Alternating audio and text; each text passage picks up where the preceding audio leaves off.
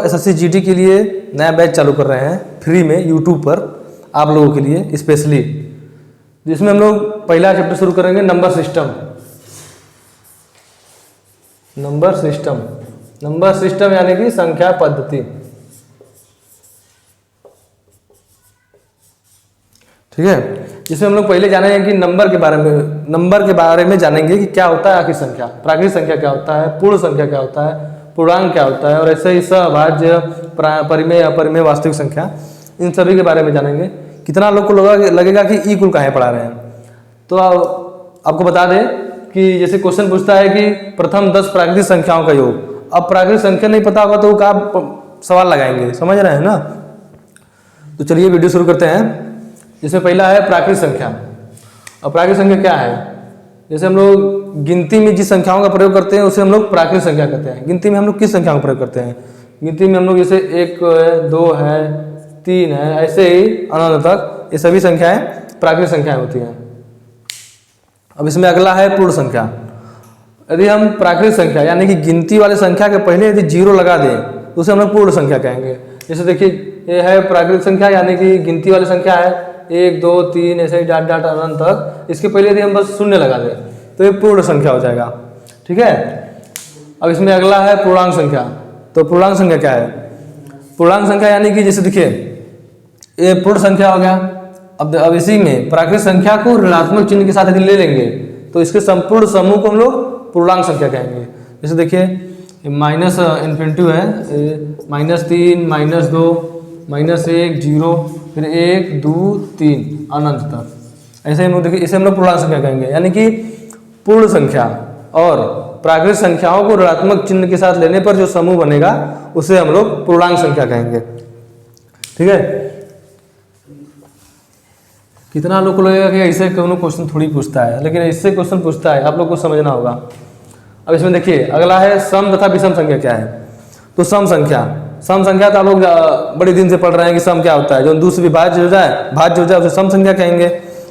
अब ऐसे भी याद कर सकते हैं कि 2 से भाज्य हो तो वह सम संख्या कहलाएगा। या फिर जिस संख्या के अंत में 0, 2, 4, 6, 8 इनमें से कौनों भी आ जाए तो उसको हम लोग सम संख्या कहेंगे। ठीक है, अब इसमें अगला है विषम संख्या। विषम संख्या यानी कि जो इसको तो हम लोग ऐसे कह सकते हैं कि जो सम संख्या है वो विषम है।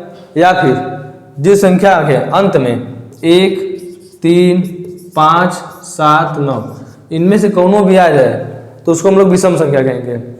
या तो वो संख्या 2 से भाज्य न हो या फिर उस संख्या के अंत में ये संख्याएं आ जाए तो उसे हम लोग विषम संख्याएं कहेंगे। अब इसमें देखिए अगला है भाज्य।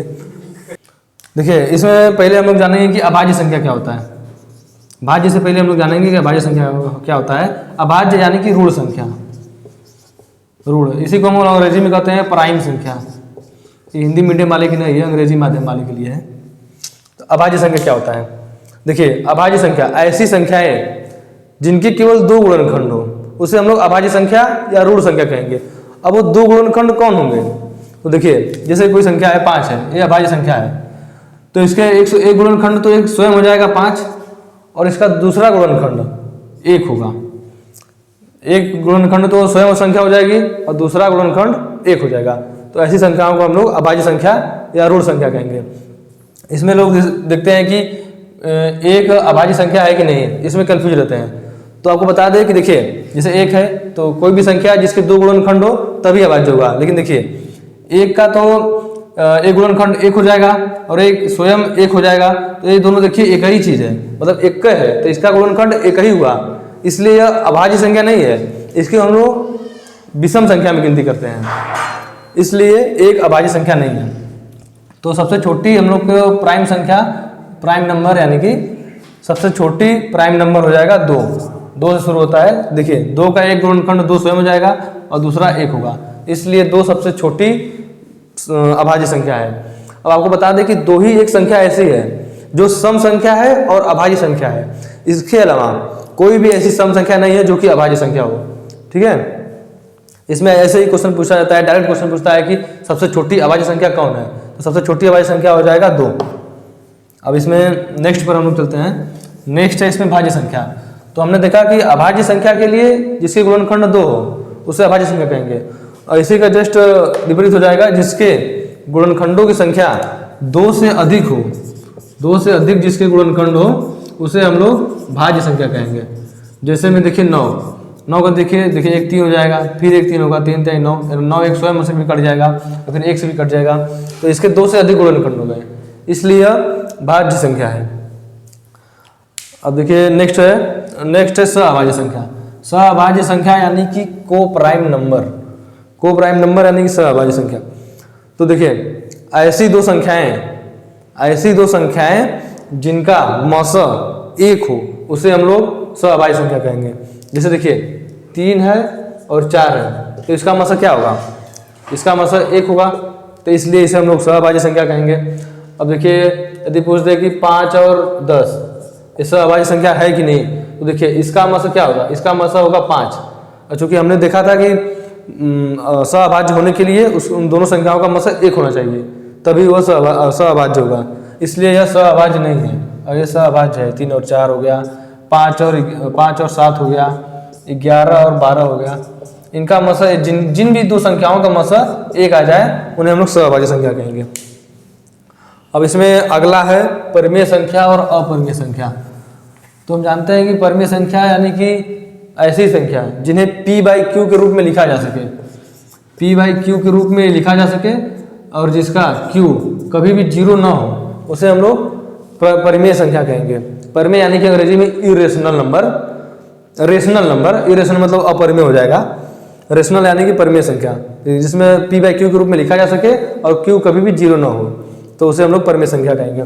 जैसे इसमें हो जाएगा एग्जाम्पल में कि जैसे देखिए 5/3 हो जाएगा, 11/2 हो जाएगा।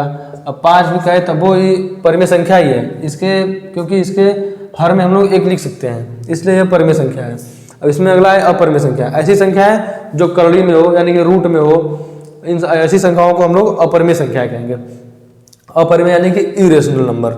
तो अपरिमेय संख्या जैसे देखिए अपरिमेय संख्या का उदाहरण √2 हो गया, √3 हो गया, √5 हो गया। अब इसमें एक क्वेश्चन पूछता है कि √4 परिमेय संख्या है कि अपरिमेय संख्या है। तो देखिए √4 का हम लोग वर्गमूल निकालेंगे तो 2 हो जाएगा। अब 2 देखिए 2 के बटा में 1 लिख देंगे तो 2/1 एक परिमेय संख्या है, इसलिए √4 हम लोग ऐसे दे दे, ऐसी कोई संख्या दे दे जिनका हम लोग वर्गमूल निकाल सके, तो वैसी संख्याओं को हम लोग परिमेय संख्या ही कहेंगे। अब इसमें एक क्वेश्चन पूछता है कि पाई के बारे में पूछता है कि पाई परिमेय संख्या है कि अपरिमेय संख्या है। तो पाई को हम लोग अपरिमेय संख्या मानते हैं, परंतु जो 22 इसका मान होता है 22/7, इसको हम लोग परिमेय संख्या मानते हैं। ठीक है। अब देखिए इसमें अगला है वास्तविक संख्या किसे कहते हैं। तो वास्तविक संख्या हम लोग परिमेय संख्याओं और अपरिमेय संख्याओं के समूह को वास्तविक संख्या कहते हैं। जैसे देखिए परिमेय संख्या क्या है? 2/3 है, 4/5 है, 1 है, 2 है, ये सब परिमेय संख्या है। और देखिए √2 है, √3 है, इन सभी को यदि ले लेंगे, पाई है इसमें, इन सभी को यदि एक समूह को ले लेंगे तो ये हम लोग इसे हम लोग वास्तविक संख्या कहेंगे, वास्तविक संख्या। ठीक है। जय हिंद।